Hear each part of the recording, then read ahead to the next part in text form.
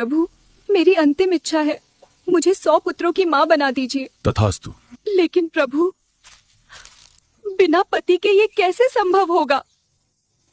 बस इसी एक प्रश्न ने स्वयं मृत्यु के देवता को भी चौंका दिया।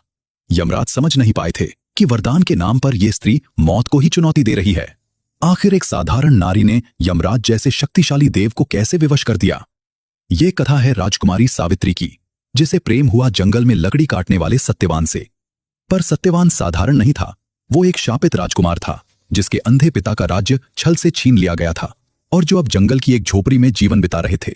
सावित्री सब जानती थी। उसे यह भी ज्ञात था कि सत्यवान की आयु बस 1 वर्ष शेष है। फिर भी उसने राजमहलों को ठुकरा दिया। 1 वर्ष पूर्ण हुआ।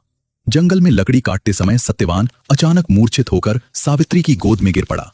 उसी क्षण भैंसे पर सवार यमराज प्रकट हुए और सत्यवान की आत्मा को पाश में बांधकर ले जाने लगे। पर सावित्री, वो मृत्यु के पीछे पीछे चल पड़ी। यमराज बोले, लौट जा, मृत कभी वापस नहीं आते। लेकिन सावित्री रुकी नहीं।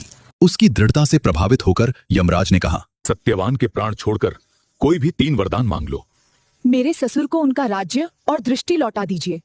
मेरे पिता को 100 पुत्रों का सुख दीजिए। तथास्तु। प्रभु, मेरी अंतिम इच्छा है, मुझे 100 पुत्रों की माँ बना दीजिए। तथास्तु। लेकिन प्रभु, बिना पति के ये कैसे संभव होगा? और तभी उन्हें अर्थ समझ आया। पर तब तक बहुत देर हो चुकी थी। मृत्यु को हार माननी पड़ी। सत्यवान पुनः जीवित हुआ।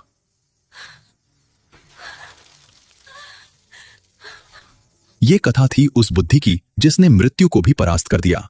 इस वीडियो को देखने के बाद 99% लोग कमेंट में लिखते हैं, जय सावित्री। क्या आप भी उन्हीं में से हैं?